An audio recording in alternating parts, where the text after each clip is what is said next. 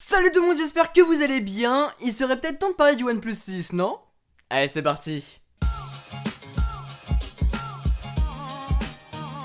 Le OnePlus 6T arrive, du coup je me suis dit qu'il serait peut-être temps de vous parler de mon OnePlus 6. Ça fait quelques mois que je l'utilise et j'en ai même parlé dans mon top 5 des meilleurs smartphones mi-2018, que je vous invite à aller voir d'ailleurs. C'est un smartphone vraiment excellent, j'en suis très content et on va voir pourquoi. Déjà, j'aime beaucoup la stratégie de OnePlus qui est de rendre accessibles les technologies des smartphones haut de gamme pour un prix vraiment accessible. Sur ce OnePlus 6, au design que vous avez déjà pu voir quelques fois, juste quelques fois, eh bien on retrouve le meilleur des technologies sous Android pour un prix avoisinant les 500€. Parlons déjà de ce qui ne fâche pas, le design. Il est super bien fini, on retrouve du verre et de l'aluminium sur certains modèles. Sur le rouge que j'ai là, on a effectivement cette combinaison. Autrement, sur le blanc que j'ai ici, on a cet aspect un petit peu mat au dos et c'est vraiment super agréable au toucher. J'aime vraiment beaucoup. D'autant plus que cette version qu'ils vendent sur leur site comme étant gold, champagne, et bah c'est pas vraiment ça, on a des reflets sur toute la bordure blanche, rose, violet,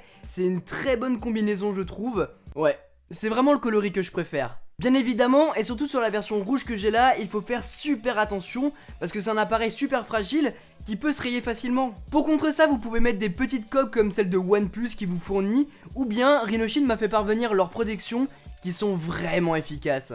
Dépendamment de vos préférences, vous pouvez soit mettre un crash guard qui est ce bumper qui se met tout autour du OnePlus 6, ou bien la Solid Suit qui est cette petite coque qui se met du coup sur tout le téléphone avec cet aspect fibre de carbone pour ma part et elle protège vraiment bien contre les chocs. En plus de ça, vous aurez parfaitement accès à tous les boutons, tous les emplacements, dont l'empreinte digitale qui est super efficace sur ce OnePlus 6. Elle tombe vraiment super bien sous le doigt, elle est super sécurisée et en plus de ça vous pouvez la combiner avec la reconnaissance faciale de chez OnePlus qui est super efficace mais un peu moins sécurisée. Et puis ça fonctionne pas dans le noir. Le dos est vraiment beau mais ce que je préfère c'est son écran. On est là sur un écran OLED de 6,2 pouces que j'ai adoré utiliser et tester. Il est bien lumineux et même sous le soleil d'été qui est bien loin maintenant.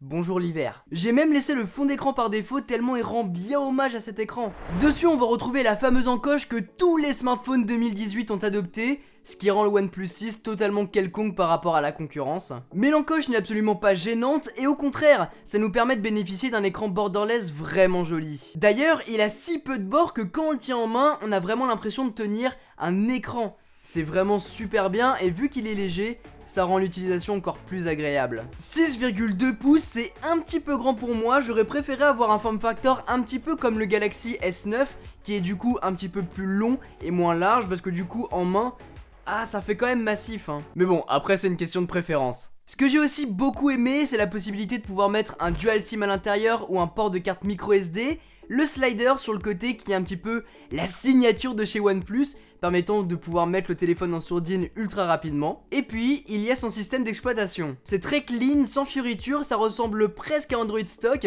et l'ergonomie est vraiment excellente. Très clairement, l'une des meilleures sous Android.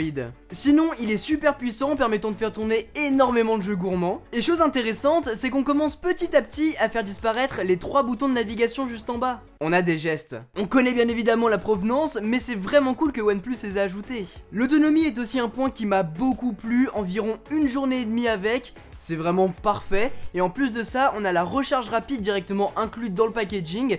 Du coup, vous allez pouvoir recharger en 30 minutes, hop hop hop, et repartir avec. Voilà, c'est vraiment les points que j'ai bien aimés sur ce OnePlus 6. Bien évidemment, tout n'est pas rose, comme les haut-parleurs. Ils sont pas terribles. On n'a pas de résistance à l'eau non plus, et l'appareil photo, il est pas mal en plein jour, on peut faire de vraiment belles photos. Par contre, pour le reste, le mode portrait par exemple permettant de créer du flou artificiel, ça se voit un petit peu trop que c'est artificiel, donc on ne l'utilise plus tant que ça. C'est beau, mais ça fait un petit peu fake. Le zoom x2 n'est pas un zoom optique, mais bien un zoom numérique, du coup ça dégrade énormément la qualité de vos photos, donc au final on l'utilise pas. J'ai uniquement pris des photos classiques avec ce OnePlus 6 dans des conditions de jour idéales, et pour ça il fait super bien le travail. Les couleurs sont fidèles, bien contrastées, j'en suis vraiment super content, et très honnêtement c'est le smartphone sous Android qui se rapproche le plus de ce que peut faire Apple, que ce soit pour la photo, mais en termes d'expérience aussi. Et tout comme l'iPhone, c'est pas le meilleur en basse luminosité, surtout que le OnePlus 6 a beaucoup de grains et il a vraiment du mal avec le focus. Ça c'est relou. Du coup, il vaut mieux prendre le OnePlus 6 ou le 6T. Pour ceux qui ne savent pas, chaque année OnePlus sort 2 nouveaux smartphones, dont un qui pourrait très clairement être mis de côté. On en a un avec beaucoup de nouveautés et l'autre qui est plus une mise à jour du modèle précédent. Cette année, c'est le 6T qui débarque et il a l'air fou. Déjà, on a une nouvelle encoche, ce qui va bien le différencier de la concurrence. Comme je vous disais tout à l'heure, tous les smartphones 2018 sous Android adoptent exactement la même encoche. Du coup, il faut réussir à trouver une échappatoire et le OnePlus 6T l'a peut-être trouvé. D'après les rumeurs, elle prendrait la forme d'une goutte d'eau, ce qui a l'air vraiment intéressant. J'ai hâte de le découvrir quand je l'aurai entre les mains. Mais ce qui est vraiment super intéressant, et encore une fois d'après les rumeurs, c'est que l'empreinte digitale qui était au dos repasserait devant. Il serait devant, mais du coup, sous l'écran. On a vu cette techno apparaître sur le Vivo Nex qui fait partie du même groupe que OnePlus, donc ça m'étonnerait pas que le OnePlus 6T en serait équipé. Et puis OnePlus se détacherait cette année du port jack. Moi pour le coup, ça me touche pas, mais par contre, les fans de OnePlus l'ont réclamé, et savoir qu'elle s'en va, bah, ça fait mal. OnePlus 6, OnePlus 6T, j'ai pas encore le OnePlus 6T entre les mains, mais je peux d'ores et déjà vous conseiller d'attendre cette version afin de vous la prendre, qui sera une vraie rupture par rapport à la concurrence. Après, le OnePlus 6 est clairement excellent, c'est vraiment un appareil que j'aime beaucoup, et puis dès que le 6T sortira, et bah, les prix vont beaucoup baisser, donc vous pourrez très clairement foncer dessus. Si vous avez un OnePlus 6 en poche, n'hésitez pas à me dire ce que vous en pensez dans les commentaires, et pour ceux qui n'en ont pas, n'hésitez pas à me dire ce que vous pensez du OnePlus 6T. On fait comme ça ? On fait comme ça. J'espère en tout cas les amis que cette vidéo vous a plu. Si c'est le cas, n'hésitez pas à mettre un gros pouce bleu et à vous abonner si ce n'est pas déjà fait. Sur ce, c'était Quentin, passez tous une très bonne journée. Tchuss.